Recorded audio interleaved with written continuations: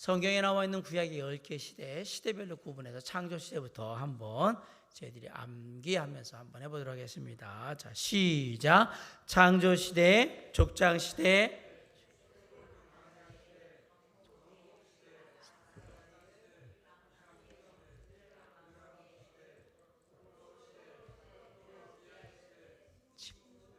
네, 잘하셨습니다. 창조 시대의 주인공은 누구죠? 아담.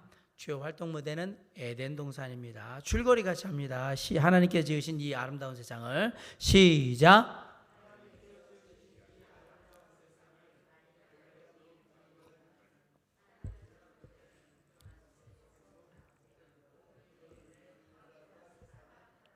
네, 하나님께 지으신 이 아름다운 세상을 관리하도록 위임받은 인간은 하나님처럼 되려는 교만 속에서 범죄하고 그로 인해 인간과 세상은 타락한다. 창조 시대에 4개의 주요한 사건이 있습니다. 첫째가 창조, 두 번째는 타락, 세 번째는 홍수, 네 번째는 바벨탑. 이게 순서대로 일어난 일들입니다. 자, 족장 시대의 주인공은 누굽니까? 아브라함. 주요 활동 무대는 가나안. 큰 민족을 이루어 시작. 큰 민족을 이루어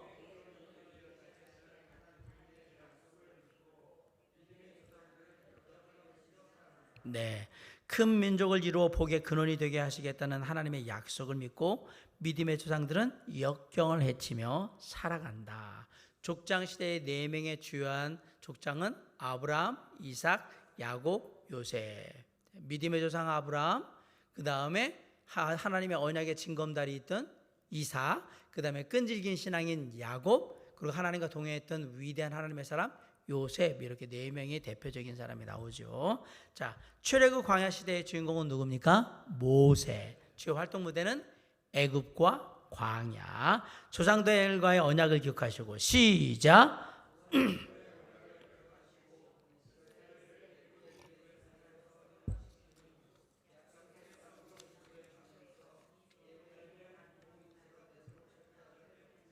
네. 조상들과의 언약을 기억하시고 이스라엘을 애굽의 노예 생활에서 해방시킨 후 약속의 땅으로 인도해가면서 예배하는 공동체가 되도록 철저하게 훈련시키신다. 출애굽 광야 시대는 4개의 주요한 사건이 있습니다. 출애굽, 두 번째는 시내산 훈련, 세 번째는 불신앙, 네 번째는 40년간의 재훈련, 이렇게 되어 있는 겁니다.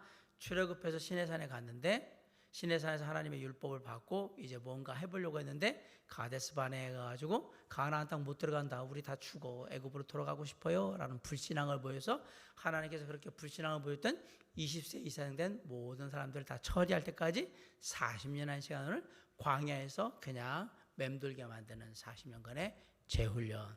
자, 이렇게 출애굽 광야 시대가 끝나면 이제는 어떻게 해요? 정복하러 들어가야 되겠죠?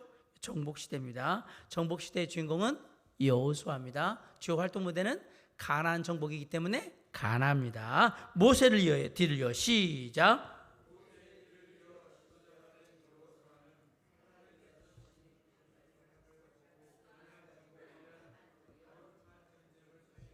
네, 모세의 뒤를 이어 지도자가 된 여호수아는 하나님께서 주신 권위를 가지고 가나안 정복을 위한 거룩한 전쟁을 수행해 간다. 정복 시대에는 4가지 주요한 사건이 있습니다. 여리고 점령, 아이성 사건, 가나안 전역 정복, 그 다음에 기업 분배. 여리고 사건, 여리고 점령을 하고요. 그것으로 인해서 아이성을 우습게 봤다가 아이성에서 사건이 나죠. 사고가 패배하는 일이. 그 다음에 이것을 교훈 삼아서 그 다음부터는 하나님께 여쭈고 나가서 가나안 전역을 정복하게 되고 그리고 이것을 12지파에 맞게 기업으로 분배한다.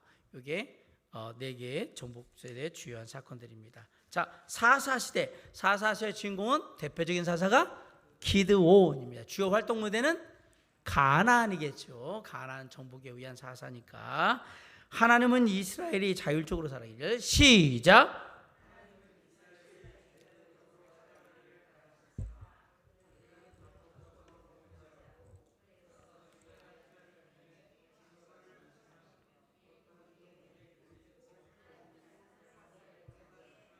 네, 하나님은 이스라엘이 자율적으로 살아가기를 바라셨으나 그들은 반복적으로 범죄하고 그래서 주변의 압제를 통해 징벌하시면 고통 중에 그들이 부르짖고 하나님은 사사를 통해 구원하신다. 사사 시대에는 네 가지가 아니라 이제 세 가지 주요한 사건이 납니다. 첫 번째는 악순환, 사사, 죄인의 실상 이렇게 나오는 겁니다. 그렇게 자. 통일왕국 시대, 이제 사사 시대가 지나서 우리가 사무엘상 주일날 설교 듣잖아요. 이번 주부터 이제 사울왕 얘기가 나오기 시작하는데 우리에게도 왕을 주시옵소서. 내가 왕이잖냐? 아니요, 그런 왕 말고 우리를 더 잘 이해하고 우리를 더 잘 살펴줄 수 있는 인간 왕을 주시옵소서. 다른 나라들 같이 우리도 그런 왕이 필요합니다 라고 얘기할 때 하나님이 얘기하잖아요. 그들이 사무엘 너를 버린 게 아니라 나를 버렸도다 라는 얘기를 하지요. 통일왕국 시대의 주인공은 다윗이고요. 주요 활동 무대는 이스라엘입니다. 특별히 그렇게 예루살렘을 중심으로 한 이스라엘. 자, 하나님의 마지못한 허락하에 자 시작.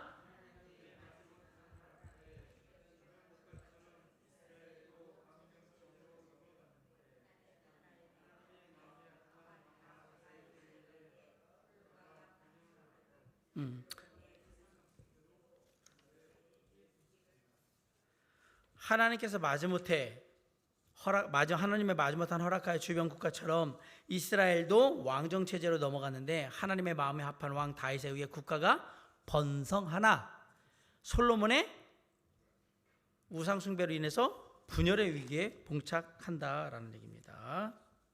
자, 통일왕국 시대에는 세 명의 주요한 왕이 있지요. 우리가 사사 시대부터 세 개가 나오고 있어요. 단일왕국, 통일왕국 시대는 사울왕, 다윗왕, 솔로몬왕. 자, 오늘은 첫째로 이제 사울왕에 대해서 여러분한테 유인물을 드렸죠. 저 뒤에서 가져와서 사울왕에 대해서 살펴보겠습니다. 우리가 그래도 사울왕은 왕이니까 잘 한번 살펴보겠습니다. 사울왕의 이름, 사울의 이름의 뜻은 요청함 혹은 요구함이라는 뜻이. 중요한 성경 구절은 넘어가고요. 가족 배경은 사울은 베냐민 지파의 기스의 아들이다. 베냐민은 야곱의 12아들 중 막내 아들이었다. 이 지파에서 두 사람의 사울이 나오는데요. 사울왕과 이방인의 사도인 사울로 후에 사도 바울로 불리게 된다. 놀랍죠, 그죠? 두 명의 사울이 나오는 겁니다. 누구? 사울 왕이 나오고요. 사도 바울이 바로 여기서 나오는 겁니다. 사울의 가정에 대하여는 전혀 알려진 바가 없다. 그러나 그는 순종하는 아들이었다. 그걸 어떻게 하냐? 사무엘상 9장 1절로 3절에 보면 나오는데 1절 2절에 보면 베냐민 지파의 기스라 이름하는 유력한 사람이 있으니 그는 아비엘의 아들이요 스롤의 손자요 베고라스의 증손이요 아비아의 현손이며 베냐민 사람이더라. 2절 한번 읽어볼까요?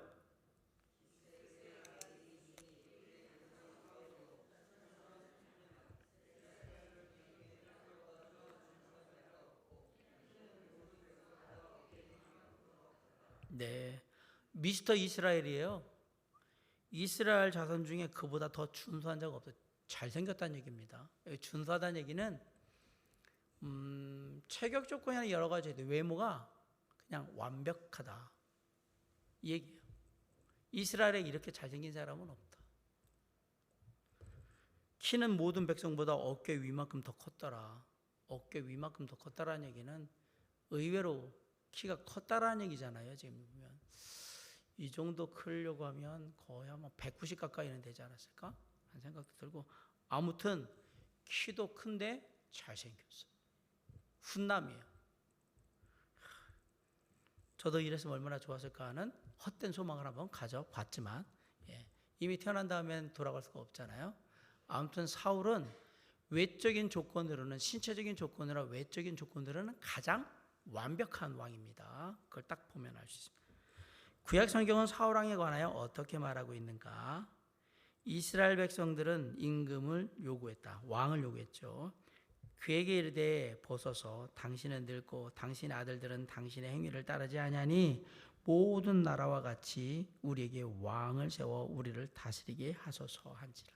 이게 사무엘에게 이스라엘 백성들이 한 얘기예요. 또 어차피 또 수요일 날 분들한테는 스포를 먼저 해야 되겠는데. 사무엘의 사역은 보면 사무엘이 하나님께 부름받은 게 엘리 사건 이후잖아요. 그럼 되게 젊을 때예요. 그렇죠? 엘리 사건, 두 아들 사건이 나고 나는데 사무엘은 나이가 많은 때가 아닙니다. 그런데 놀랍게도 사무엘의 대부분의 사역들은 언제? 나이 많아 늙은 다음에 다 보여집니다. 사울 왕을 세우고 다윗 왕을 세우고 이런 과정 속에서 모든 일들이 나이 들어서 일어난단 말이에요. 그러니까 재미난 거죠. 하나님께서 이스라엘 백성들이 볼 때는 나이 많아가지고 이제 별로 일도 못할 것 같은데 그때 일이 많이 터져요. 신기하게도. 그리고 일을 해요. 하나님께서. 그런 걸 보면 주일날 설교가 너무 그럼 재미없기 때문에 제가 이 정도만 얘기를 해요. 지금 여기서 얘기를 할 때는 보죠. 당신은 늙었다라고 얘기해요. 7장과 8장까지는 시간이 어마어마하게 많이 흐른 거예요. 몇십 년이 흐른 거예요.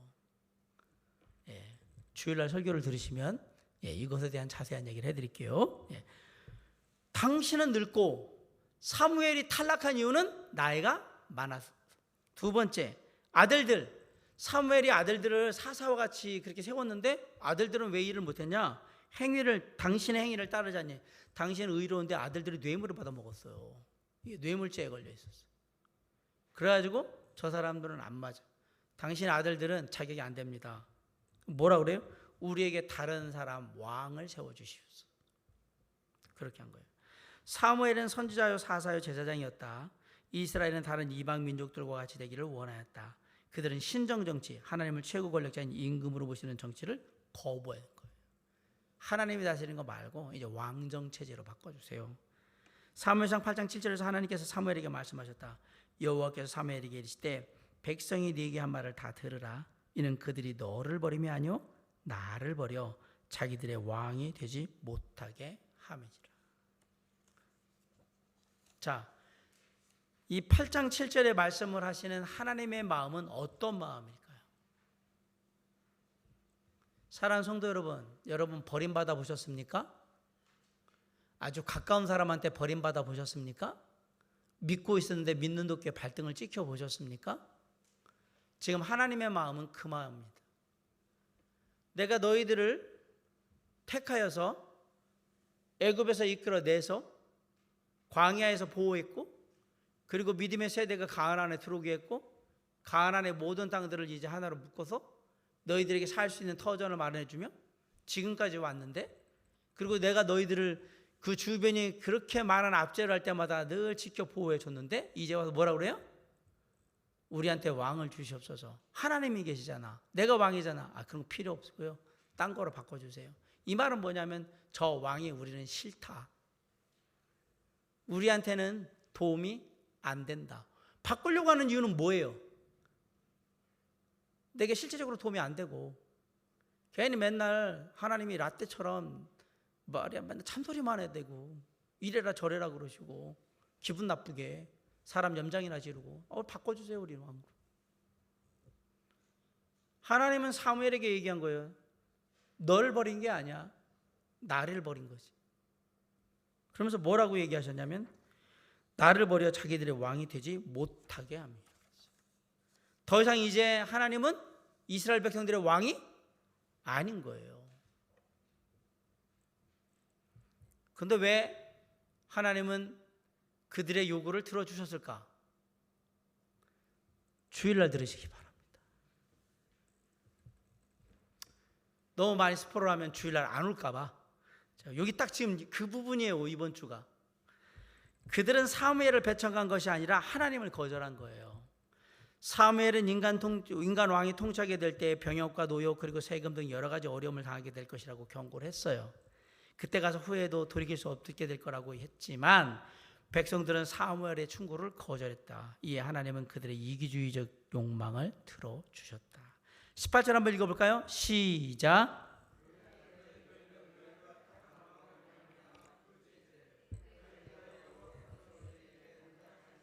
19절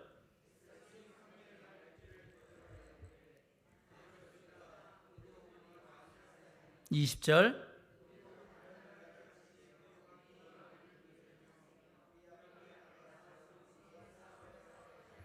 21절,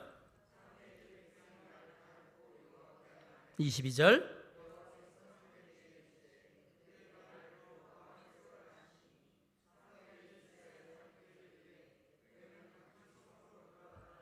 네. 여기 재미난 말이 나와요. 20절에 우리도 다른 나라들 같이 되어 우리의 왕이 우리를 다스리며 우리 앞에 나아가서 우리의 싸움을 싸워야 할 것이니이다. 지금까지 그렇게 했잖아요. 근데 뭐라고 얘기해요? 안 한 것 같이 얘기하잖아요. 이게 이스라엘 백성들의 신앙적인 상태예요. 내가 지금까지 너희들 다 보살펴줬잖아. 필요한 거 다 줬잖아. 내가 지켜줬잖아. 언제 그러셨어요? 내가 했잖아. 본 적이 없는데요. 이 얘기잖아요. 저는 하나님이 저희 집을 잘 되게 해준 걸 그 꼴을 본 적이 없고요. 우리 주변에 있는 사람들 잘 살펴주는 거 그런 꼴을 본 적이 없고요. 하나님이 우리에게 정말 따뜻하고 온유하게 막 그렇게 말씀하시는 건 한 번도 들은 적이 없어요. 언제 그러셨는데요? 저희는 직접 그걸 해줄 수 있는 사람이 필요해요.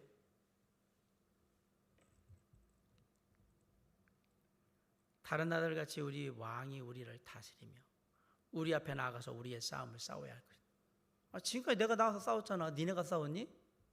언제 싸우셨어요? 우리가 다 싸워서 이긴 것 같은데요.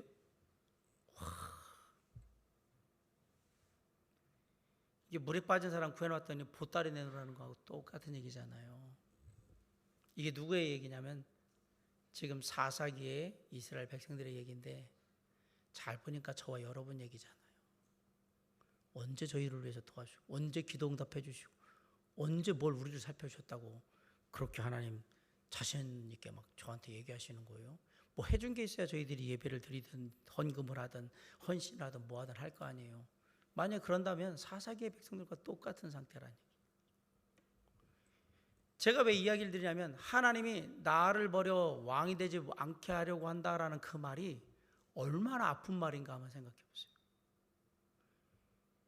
그리고 이 세대는 그나마래도 출애굽해가지고 믿음 없는 세대를 다 털고 나서 새롭게 믿음으로 훈련시켜가지고 들어온 세대들이 쭉 해가지고 이제 400년 사사시대 지내면서 했는데 재미난 사실은 사사시대 때 신앙이 제대로 쓴 적이 한 번도 없다라는 얘기예요. 저는 제가 예전에 사사기 전하면서도 그 얘기했지만 아니 믿음의 세대라고 해서 뒤져 보냈는데 400년 내내 보면 맨날 똑같은 짓을 하고 있잖아요. 아, 나하고 똑같구나.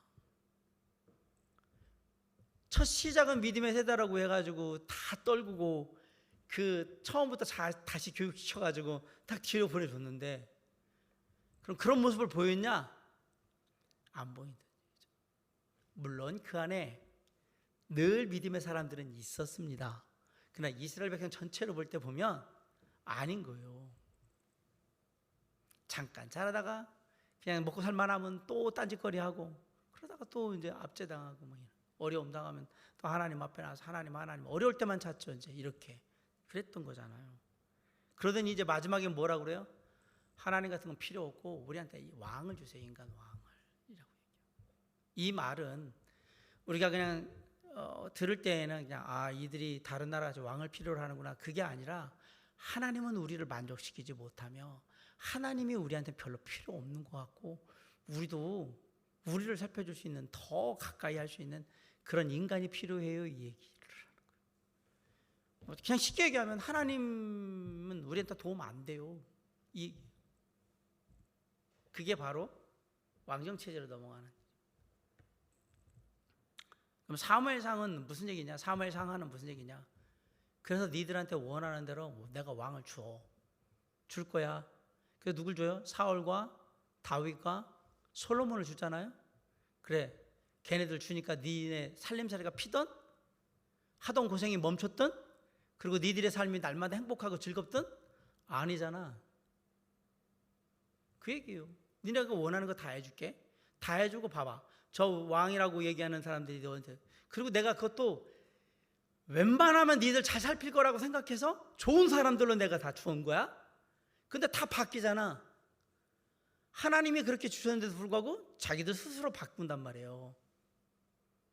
사사기 사무엘상에서 하에서 보면 그 얘기예요. 바꾸면서 나는 시킨 적이 없다. 자기들이 알아서 다 바꿔가지고 너희들한테 악하게 하더라. 나는 그걸 시킨 적이 없어. 그게 사람이야. 그래도 좋아? 근데 네, 그래도 좋아요. 그러면 이제는 더 고생을 좀 해야 되겠지? 그 분열한 국시대로 가는 거죠. 가면 이제 그때부터는 더 고생하고, 그래도 정신 못 차리니까 뭐 하는 거예요? 그러면 좀 밖에 나가가지고 좀 머리 좀 바람 좀 쐬고서 고생 좀 진탕하고 와서 머리 좀 쉬고, 아 이게 아니구나, 그럼 배워야 되겠지? 그럼 바벨론으로 좀 갔다 와, 해외여행 좀 갔다 와, 보내잖아요. 돌아와서는 뭐 합니까? 이게 아니었어. 처음부터 이게 아니었어. 우리가 하나님을 처음부터 붙들고 나아갔어야 됐어. 그래? 근데 틀렸잖아 이미. 봐봐, 이거 다 당하고 나서 이제 왔잖아. 자, 이제 너희들에게 진짜 그 약속하신 하나님으로 온다. 그게 신약에 올 때 예수 그리스도인 거죠. 침묵하면서. 이 그림을 잘 보시면 하나님이 왜 그러셨을까라는 게 느껴지는 거예요. 하나님은 단 한 번도 인간이 원하는 것들에 대해서 그들이 죄악을 범하는 게 아니라 그러면 일단은 다 들어오셨어요. 원하는 대로 해봐, 그럼 너희들이.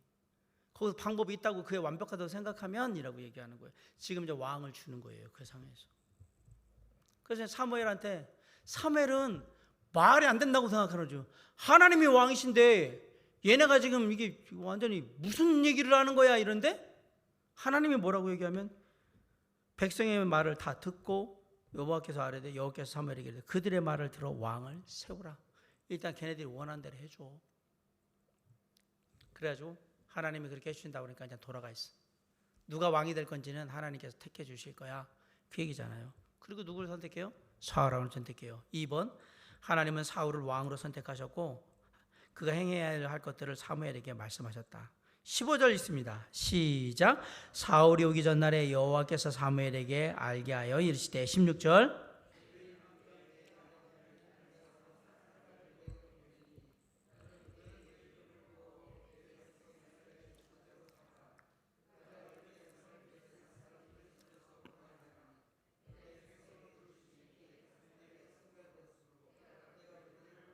(17절)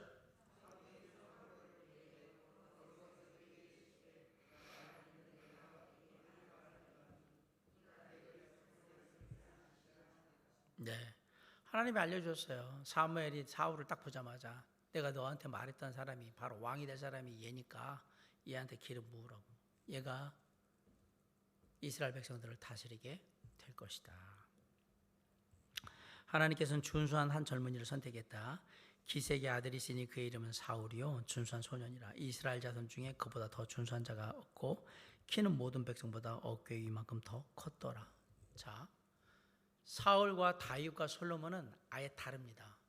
사울은 외적으로 거의 완벽한 사람인 거예요. 다윗은 키가 크거나 그러지 않아요. 근데 다윗은 감성이 충만한 사람인 거예요. 왜냐하면 잘 아시면 노래를 많이 부르고 시를 지고 하는 걸 보면 사울은 따뜻한 사람, 다윗은 따뜻한 마음의 감성들이 아주 풍부한 사람이에요. 솔로몬은 지혜로운 왕이에요. 자, 니들이 볼 때 허우대나 이런 거 볼 땐 저 사람이 왕 되면 진짜 좋겠네 라는 사람으로 내가 사울을 줬고, 저 사람 우리를 따뜻한 마음으로 어루만져 줄 거 내가 다윗을 줬어. 그리고 저 사람이 하면 모든 일들은 진짜 잘 처리해가지고 아주 깔끔하게 끝낼 거야 라고 해서 솔로몬을 줬어. 다 완벽하게 잘하든? 물어보셨잖아요. 그 결과는 여러분이 다 알고 계십니다. 사람은 아무리 좋은 사람을 세워도 그는 사람이에요. 불완전한 거예요. 하나님은 그걸 보라고 얘기하는 거예요. 니들이 원했잖아. 그 줬잖아. 제일 좋은 사람으로. 그것도 한 번씩 다 아주 스타일이 다 다른 사람으로 딱 줬잖아. 그런데 느낀 게 뭔데? 느낀 게 있긴 하지만 그것으로 하나님을 향해 다시 돌아가지는 않으니까, 그러면 여러 가지 아주 다양한 사람들이 이제 그 다음에 나오거든. 아니면 당해보고서 그 다음에 또 다시 한번 얘기하자. 그리고 이 분열한 국 시대 여러 왕들이 막 달리면서 엄청난 일들이 벌어지잖아. 그래도 정신 못 차리니까 해외에 여행 한번 갔다 오면 애국심이 생기게 될 거야. 아, 그때부터는 하나님이 최고다 생각하고 바벨론 가. 이렇게. 하나님의 그림을 딱 보면 왜 그렇게 하시는지. 사랑하는 성도 여러분, 우리가 영적인 바벨론에 가면 안 됩니다. 가지 말라고 얘기했던 거예요. 너 이러다가 간다? 에이, 아니야, 이러면 안 돼. 선지자들은 뭐 했던 거예요? 이 상황이 돼버리면 우리 해외여행이라고 되게 좋은 여행이 아니고 끌려가. 포로로 간다. 제발 하면 안 돼, 안 돼. 그래도 안 돌이키잖아요. 아, 그 그림으로 가게 되는구나. 인간의 죄악의 본성은 참 돌이키기가 어렵다라는 사실을 보게 됩니다. 하나님께 사무엘에게 말씀하시기를 내일 이맘때에 내가 베냐민 땅에서 한 사람을 네게 보내리니 너는 그에게 기름을 부어 네 백성 이스라엘 지도자로 삼으라 하고 하셨어요. 근데 그 당시에 사울은요 겸손하고 온유한 사람이었어요. 9장 21절에 보면 사울이 대답하되 이르되 나는 이스라엘 지파의 가장 작은 지파 베냐민 사람이 아니니까. 자기를 뭐라고요? 저는 베냐민 사람이 아닙니까? 이렇게 얘기한 게 이스라엘 지파 중에서 가장 작은 지파라고 얘기잖아요. 사울이 이때만큼 해도 나름 겸손했어요. 뭔가 그냥 열등감 느낄 정도로 겸손하게 보여요. 뭐라 그러면 나의 가족은 베냐민 지파 모든 가족 중에 가장 미약하지 아니하나이까. 자기 집안이 별 볼 일 없다라는 것도 얘기를 해요. 당신이 어찌하여 내게 이같이 말씀하시나이까. 그런 부분에서 사울은 되게 자신을 겸손하게 낮추고 있어요. 어떻게 보면 아까 제가 말씀드린 대로 열등감에 가까울 만큼 그렇게 겸손한 모습을 보여요. 이스라엘 지파의 가장 작은 지파라는 말이나 베냐민 사람이라는 말, 그리고 자신의 가족은 베냐민 지파 모든 가족 중에 가장 미약하다고 말하는 사울의 대답 속에 지나친 겸손이 담겨 있어요. 그의 겸손함은 사무엘상 10장 22절에서도 나타나는데, 자 22절 읽어봅니다. 시작. 그러므로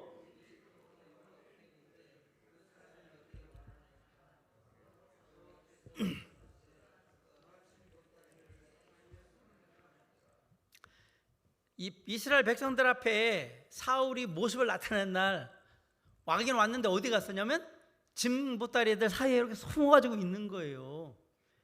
아니 그 큰 체격의 사람이 숨어있다고 생각을 해보세요.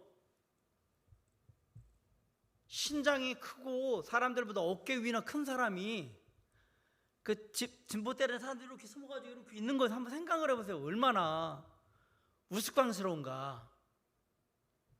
지나칠 만큼 겸손하고 자기는 이런 걸 할 수 있는 사람이 아닌데요 라고 생각했던 거예요. 그날은 백성들에게 그의 모습을 나타낸 날이다. 그러나 사울은 짐 보따리들 사이에 숨어 있었던 것을 볼 수 있다.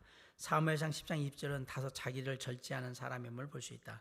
불량배들이 사울을 멸시하고 비난할 때 성경은 말하기를 그는 잠잠하였더라. 그리고 또 동네에서 껄렁거리는 애들이 또 건드릴 때 싸우지 않았어요. 잠잠했다라고 되어 있어요. 이 말은 여러 가지가 들어있어요. 그만큼 소심하기 때문에 싸움이나 다툼을 싫어한다라는 얘기가 있고, 겉에서 볼 때에는 귀골이 크거나 그러기 때문에 그런 거 있잖아요. 싸우는 사람들이 네가 여기 저기 다 잡는 짱이야? 나하고 한번 붙자 뭐 이렇게 가지고 싸울 수 있는데, 그런 게 그 싸움꾼들한테는 그런 게 있어요. 자기보다 세 보이는 사람을 뭔가 제압하려고 하는 것들이 있는데, 근데 그러면 처음에부터 막 때리고 그럴 수는 없으니까 막 그 사람을 약 올려가지고 한번 붙자 이렇게 만들려고 했는데, 놀랍게도 사울이 어떻게 하고 있었어요? 그냥 가만히 있었어요. 그 얘기를 다 들었다는 얘기예요. 막 아이고 생긴 건 멀쩡하게 생겨가지고 뭐 그냥 싸움도 못하는구만 뭐 그러면서 이제 막 약 올렸겠죠. 근데 가만히 있었어요. 자기 절제를 나름 잘 하는 것 같아요. 나중에 사울이 전쟁터에 나가서 싸우는 걸 보면 그렇게 소심하거나 그러지는 않은 것 같습니다. 근데 의외로 나서지 않고 그런 걸 보면 또 절제를 잘 하는 것 같지 않을까라고 생각합니다. 3번, 하나님께 사울에게 새로운 마음을 주셨고요. 사울은 다른 사람이 되었습니다. 10장 6절 한번 읽겠습니다. 시작. 내게는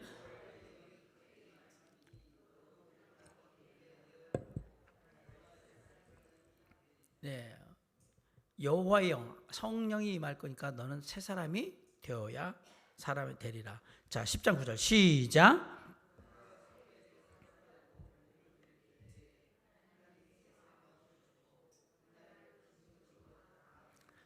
하나님이 새 마음을 주셨다는 말이 무슨 말이에요? 성령이 역사하셔가지고 마음가짐이 새롭게 바뀐 상태에서 거기에 능력도 있었다는 얘기입니다. 그러니까 선택받은 하나님의 사람이라는 걸 보여줄 수 있는 뭔가가 일어났던 거예요. 사울에게서. 실제적으로 우리는 여기서 하나님께서 당신의 일을 맡기시기 위해 누군가를 부르실 때 그 사람에게 필요한 모든 것을 다 주신다는 걸 알 수 있어요. 사울한테 다 주잖아요. 성령의 역사하심을 주고 그 능력도 주고, 그래서 그 일을 감당할 수 있도록 이끌어 주셨다. 먼저 사울은 내적으로 변화되어 백성들에게 나타났다. 백성들은 다른 사람들보다 순수하며 머리와 어깨가 보이는 사울을 향해 왕의 만사를 외쳐 부름으로 응답했다. 이후에 사울은 외부의 도움과 협조를 받게 되었다. 하나님은 그에게 함께할 사람들을 보내주셨다. 사람들도 그리고 그 마음을 같이 하는 사람들도 보내주셨어요. 하나님께서는 사울을 내적으로 외적으로 준비시켜줄 뿐만 아니라 암몬 족속과의 싸움에서 승리하게 해주셨다. 이 사건은 백성들에게 큰 소망을 줬고 그들의 왕으로서의 확신을 갖게 해주었다. 11장 12절 한번 있습니다. 시작. 백성이 사무엘에게 이르되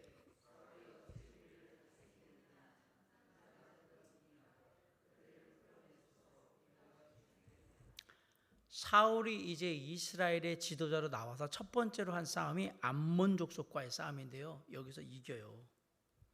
그래서 백성들이 뭐라고 얘기하냐면 사무엘한테 사울이 어찌 우리를 다스리겠냐 이런 말하는 녀석이 있으면 잡아다가 우리가 죽여버릴 거예요.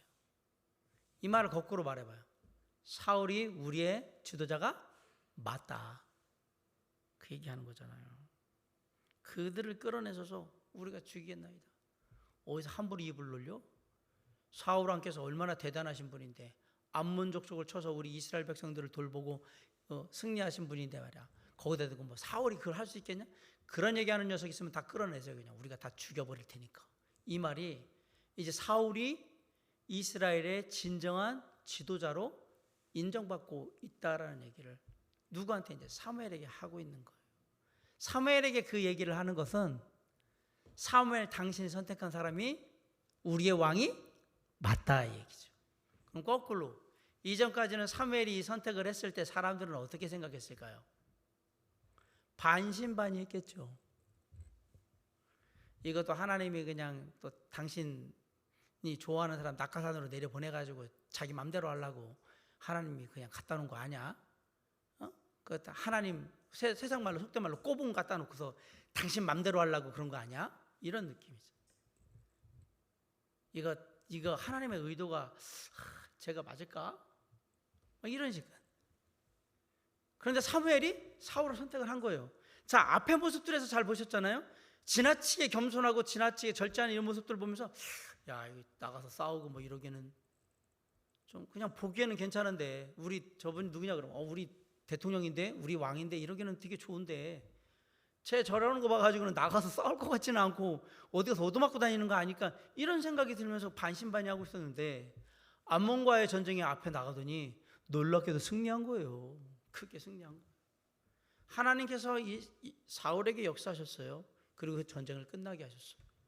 그 다음부터는 뭐가 된 거예요? 사울이 진정한 이스라엘의 왕이 된 거예요. 그러니까 사무엘한테 얘기했어요. 예전에 솔직히 세웠을 때 반은 맞는 것 같고 반은 아니지 않을까라는 의구심이 있었는데 이제 알겠어요. 사무엘 선지자가 왜 이 사람을 선택했는지, 하나님이 왜 이 사람을 선택했는지 알겠고요. 우리가 앞으로 잘 따라서 잘 살 테니까 좋은 왕 세워줘서 고맙습니다. 이 얘기죠. 근데 하나님의 의도는 그래 너희들에게 좋은 왕으로서 좋은 정치를 하면 참 좋겠지. 그러나 그 이후를 모르는 거죠. 전쟁에 끌려다녀야 되고요. 하나님이 계시면 전쟁을 할 이유는 없어요. 왜? 전쟁은 하나님께 속한 거니까. 그리고 이제 목숨을 다하죠. 그리고 세금을 걷게 될 것이고, 그리고 농작물의 이런 부분들에 대해서 다 징벌을 하게 될 것이고, 이런 일들이 벌어질 거죠. 그럼에도 불구하고 우리는 인간 왕이 좋아요. 나는 인간 왕을 원합니다. 우리는 그것이 사울의 선택이었다라는 사실을 알게 됩니다. 자, 오늘은 여기까지 할 건데요. 사랑하는 성도 여러분, 왜 이스라엘 백성들은 왕을 선택하게 되었을까? 성경은 분명히 이스라엘이 다른 나라들처럼 왕을 선택한 것은 누구를 버린 것이다? 하나님을 버린 것이다. 그리고 하나님이 자신의 인생의 왕으로 그 삶을 주관하는 것을 원하지 않는 모습이 바로 인간 왕을 찾는 모습이었다라는 사실이고요. 두 번째로 그렇게 해서 하나님께서 그 인간들의 이기적인 욕망을 채워주기 위해서 인간 왕을 주셨을 때 선택된 사람은 사울이었고, 사울은 아시겠지만 처음에는 지나칠 만큼 겸손하고 그리고 절제하는 모습을 보여줬지만 뒤로 갈수록 어마어마하게 악한 모습들을 보여주고, 그리고 우리가 잘 알지만 맨 마지막은 비참하게 끝납니다. 왜 그랬을까? 다 아시겠지만 사울은 아주 이기적인 욕망을 갖고 있는 사람입니다. 자기 뜻대로 모든 게 돌아가야만 되는 사람이거든요. 그러므로 멸망해 가는 거예요. 근데 처음에는 잘 보세요. 내 뜻이 없었어요. 저 같은 게 뭘 어떻게 하겠습니까? 이랬던 사람이 확 바뀌어가지고 자기 마음대로, 하나님이고 뭐고 그냥 자기 마음대로 다 하려고 하는 거거든요. 누가 그러더라고요. 순한 사람이 화내면 더 무섭다고. 예, 맞아요. 사울이 지나칠 만큼 겸손하고 어떻게 보면 온유해 보였던 사람이 획가닥 하나님의 의지함을 받지 않고 성령의 역사하심을 받지 않고 인간적으로 본성적으로 돌아갔을 때 얼마나 무서워지는가. 그걸 이제 우리가 다음 주에 보게 될 텐데, 결국 아까 말씀드린 대로 인간의 왕의 선택은 아무리 좋은 사람을 갖다 놔도 하나님을 대신할 수는 없다라는 사실을 다시 한번 기억하셔야 됩니다. 우리의 왕은 오직 한 분, 완전하신 하나님, 모든 것을 주고 하시는 우리 주 예수 그리스도 한 분밖에 없다. 그것이 인생의 진리임을 늘 잊지 않는 저와 여러분이 될 수 있기를 주님의 이름으로 간절히 축원합니다. 기도하시겠습니다. 사랑과 은혜가 풍성하신 아버지 하나님, 이 시간 기도합니다. 사람들이 하나님을 버렸습니다. 그리고 인간 중에 괜찮은 인간을 찾았습니다. 그러나 그 인간조차도 죄인이며 부족함이 많은 인간인 것을 우리는 압니다. 주님, 우리의 삶을 주관하시고 이끄시며 보호하실 오직 유일하신 왕, 그분은 우리 주 예수 그리스도 하나님인 것을 믿습니다. 삶의 교훈 속에서 위정자들을 통해서 주변의 많은 사람들을 통해서 우리가 그것을 다시 한번 깨닫게 해 주시옵시고, 오직 우리의 왕 되신 주님, 우리의 주인 되신 주 주님만을 섬기며 주님과 함께 살아가는 귀한 삶 될 수 있도록 이끌어 보아요 주시옵소서. 선하신 주님의 은혜 가운데 남을 3일도 지키시고 주님 우리를 통해 놀라운 역사를 이루시며 영광 받아 주시옵소서. 모든 것 주님께 맡기며 감사할 때 예수 그리스도 이름으로 간절히 기도를 삼나이다. 아멘.